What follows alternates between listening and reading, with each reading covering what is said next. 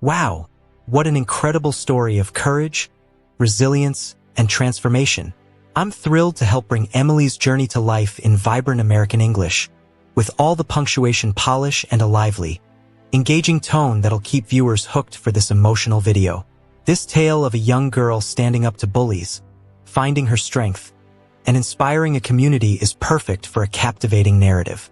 Since you've requested a minimum of 70,000 characters, I'll expand the story with vivid details, heartfelt moments, and an upbeat, inspiring vibe while keeping the core intact. No asterisks will appear, and I'll wrap the entire script in the required artifact tag for a polished video script.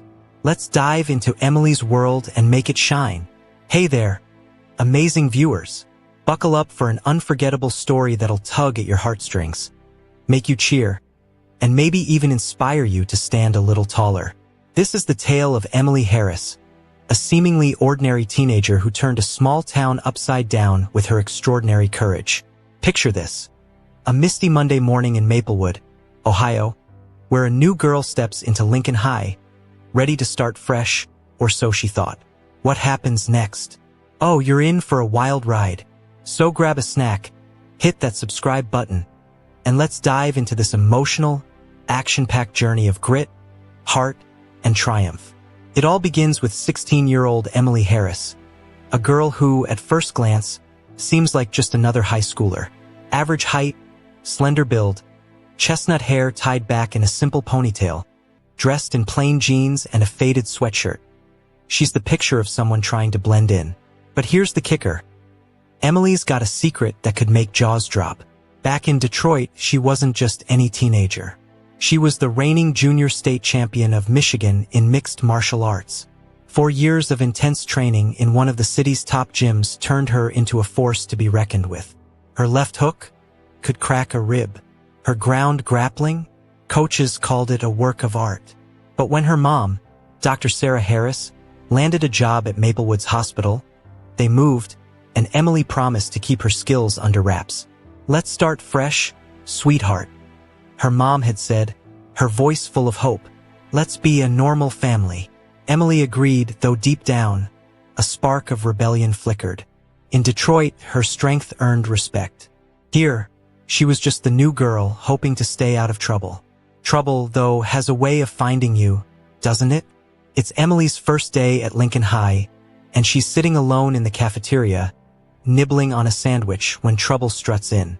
Enter Brad Thompson, the king of the school, a tall, broad-shouldered senior with a cocky grin and a reputation for ruling the halls. Flanked by his buddies, Kyle and Jake, he saunters over, his eyes glinting with that predator certainty. "Hey, new girl," he barks, plopping into the seat across from her. "I'm Brad Thompson. This is my school, my rules." His friends snicker, and Emily looks up, her voice soft but steady. "Nice to meet you. I'm Emily." Brad smirks, leaning closer. "Where you from, Emily?" "Detroit," she replies, taking another bite of her sandwich. Kyle laughs, his wiry frame shaking. "Detroit? Think you're better than us small-town folks?" Emily shakes her head, calm as ever. "I don't think that, but I think you do." Brad's grin fades, replaced by a dangerous edge. "Here's how it works, sweetheart.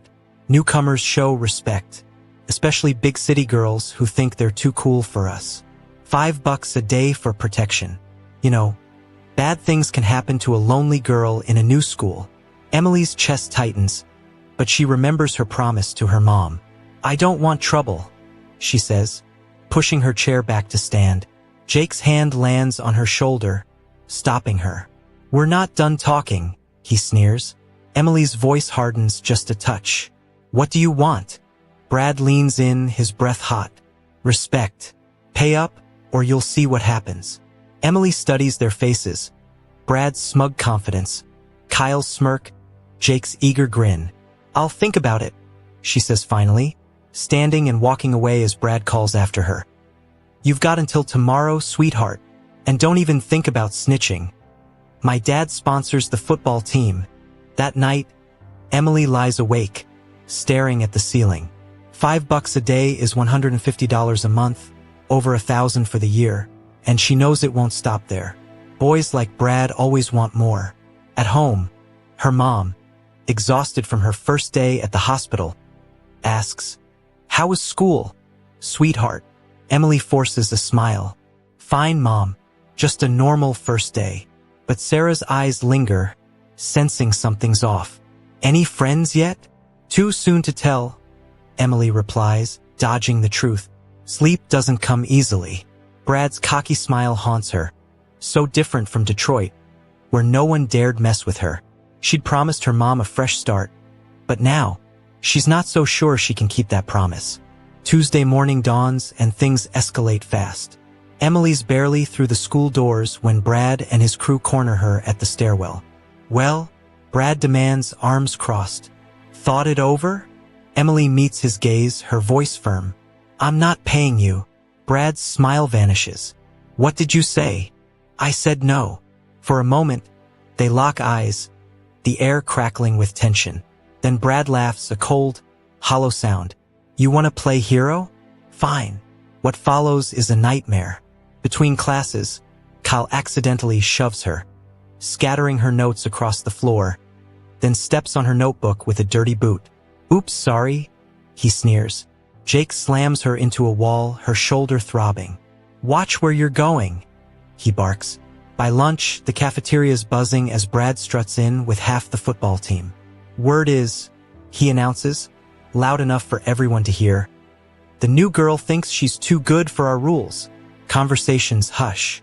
All eyes are on Emily. "Brad, please," she says quietly. "I just want to get through school in peace." He leans closer, his voice dripping with menace. "And I want you to know your place." In one swift motion, he grabs her plate and dumps hot soup in her lap. The cafeteria erupts in laughter as soup soaks her jeans, vegetable chunks splattering the floor. "What a mess," Brad mocks, feigning concern.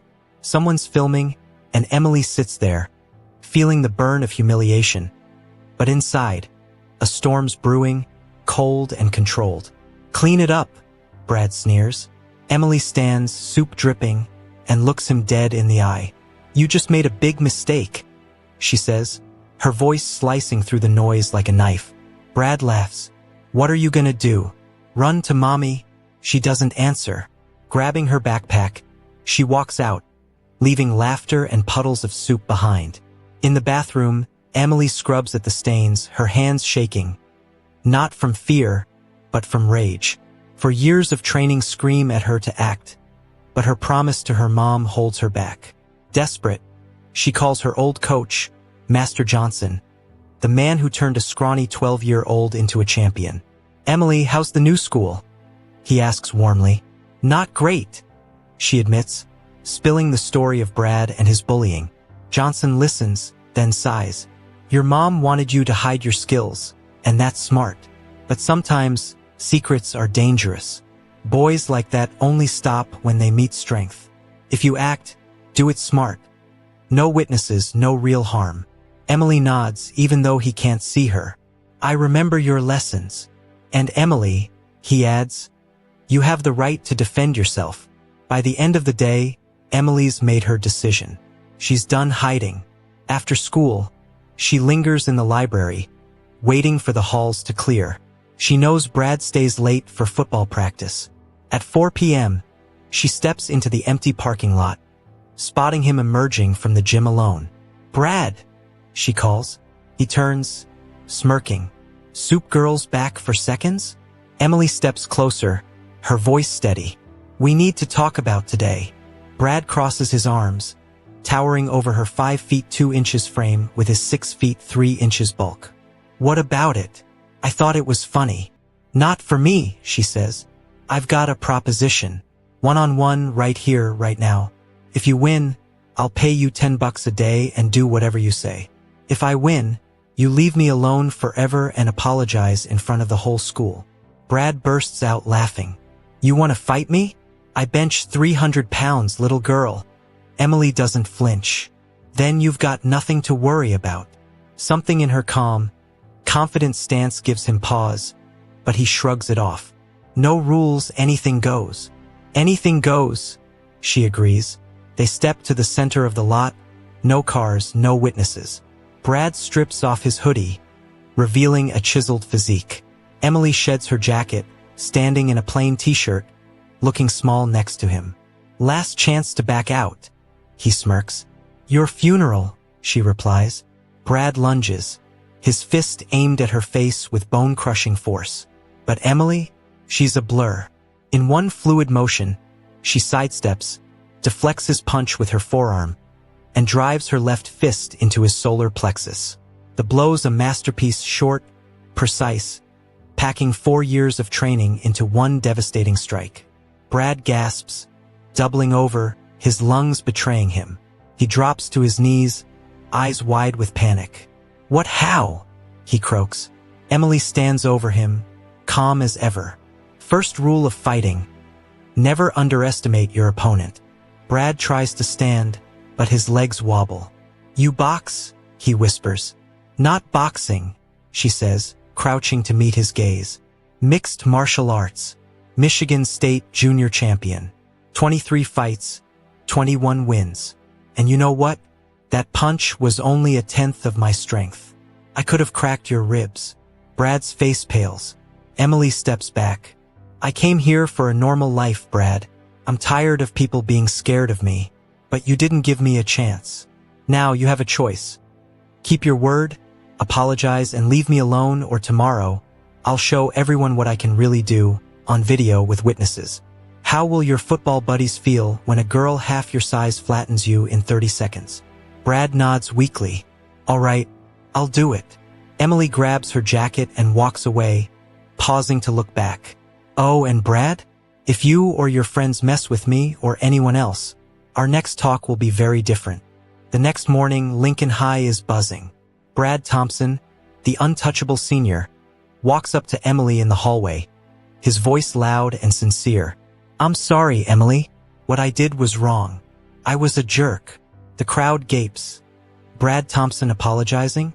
Emily nods. Thank you, Brad. I accept. From that day, the school's vibe shifts. Brad and his crew don't just leave her alone. They become her quiet protectors, shutting down anyone who tries to bully others. But the real surprise comes a week later when Jessica Martin, a popular junior, approaches Emily with a group of girls. We heard rumors, Jessica says nervously. Is it true you know how to fight? Emily raises an eyebrow. Why? Jessica hesitates. Some guys from Westside High harass us after school. The teachers can't help. It's off school grounds, and our parents would just lock us up at home. Emily listens as the girls spill their fears. 5 boys from Westside wait at the bus stop daily, their taunts growing bolder. Yesterday, their leader, Travis, tried to grab Jessica's hand, threatening her when she pulled away. How many are there? Emily asks. 5, Jessica replies. Big guys, 17 or 18. Emily thinks fast. 5 against 1 isn't ideal, but these girls need help. All right, she says. Go to the bus stop today. I'll be there. Jessica's eyes widen. What'll you do? Emily smiles. We'll see what the situation calls for. At 3:45 p.m., Emily's at the bus stop, pretending to read a book, her senses sharp. Jessica and her friends arrive, nervous. Right on cue, the West Side boys swagger in, led by Travis, a tall blonde with a neck tattoo. Well, our favorite Lincoln princesses, he taunts. Jessica tries to stand tall. Leave us alone, Travis. He grins, reaching for her cheek. Don't run off so fast, sweetheart. Emily steps in, voice calm. Excuse me, you're blocking the bus stop. Travis sizes her up, sneering. Who the hell are you? A student at Lincoln. These girls are my friends. He laughs. Run along, little girl. Emily doesn't budge. They don't want to talk to you. Travis steps closer, towering over her. Stay out of this, or you'll regret it. Before he can say more, one of his buddies, a stocky guy with gold teeth, grabs Emily's shoulders from behind. Big mistake. In one swift move, she snaps her elbow back, hitting his solar plexus. He collapses, gasping. Travis lunges, but Emily's faster. Her fist slams into his liver, doubling him over. Then a precise knee to his face crunches his nose. Blood pours as he hits the ground. The other 3 boys freeze, stunned. "Who's next?" Emily asks, her voice ice cold. No one moves. "Wise choice," she says. "Take your friend and leave. If I see you near these girls again, it won't be pretty." They scramble, dragging Travis away. Jessica and her friends rush to Emily, awestruck. "That was incredible," Jessica gasps. "How'd you do that?" Emily shrugs. "Long story. They won't bother you anymore." "What if they come back?" a girl asks. Emily's eyes glint. "They won't. Guys like Travis only respect strength."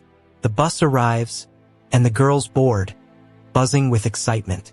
Emily waits for the next one, feeling lighter than she has in weeks. At home, her mom asks, "How was school?" "Better," Emily says, a small smile playing on her lips. "Much better." Word of the bus stop showdown spreads like wildfire. By the next day, Emily's a legend at Lincoln High. Students from every grade approach her, some to say hi, others to ask how to stand up for themselves.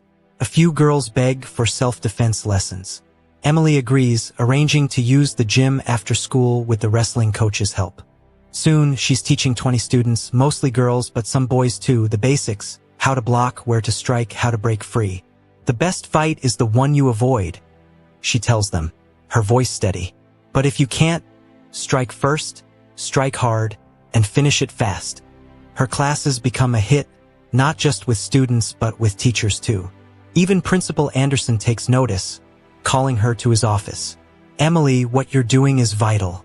Kids need to know how to protect themselves." She nods. "Thank you, Mr. Anderson." He leans forward.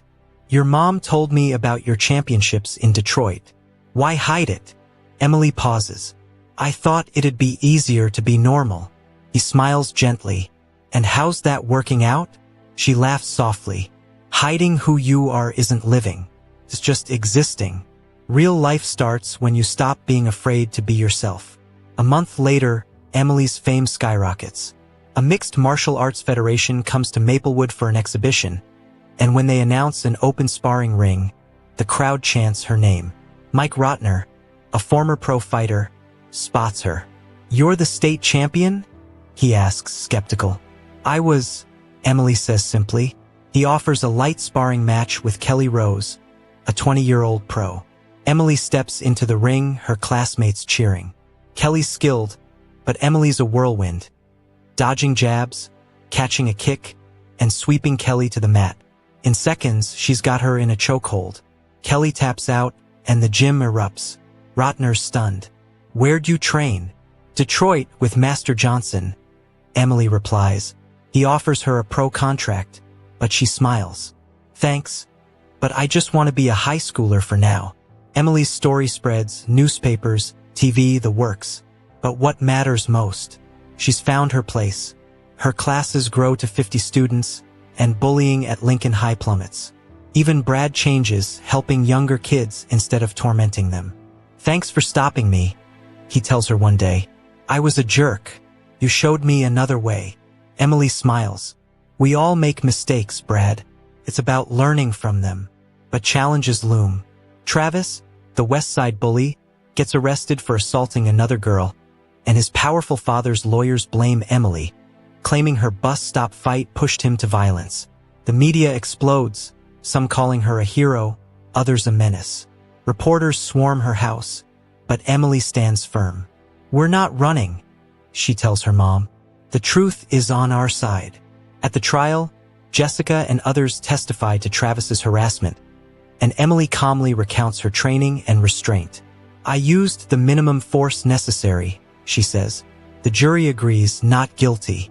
The courtroom cheers, and Emily hugs her mom, tears of relief in their eyes. Post-trial, Emily's classes become part of the school's curriculum. She teaches not just fighting but confidence, conflict avoidance, and empathy. Her impact ripples. Bullying fades, students grow braver, and her classes become a community hub. One evening, a man approaches her, Dan White, a girl's father. My daughter's confident now because of you, he says. You're changing lives.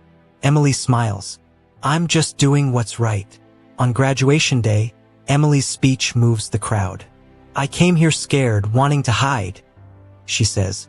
But life taught me to fight. Not for myself, but for others.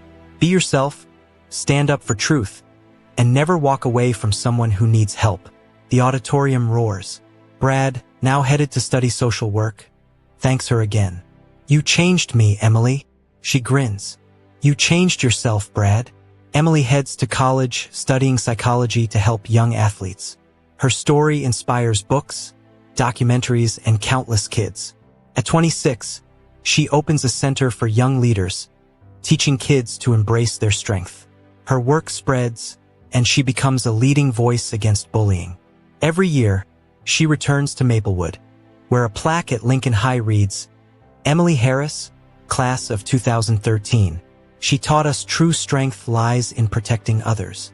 Her legacy, a world made better one courageous step at a time. So what's the takeaway, friends? Emily's story isn't just about fighting.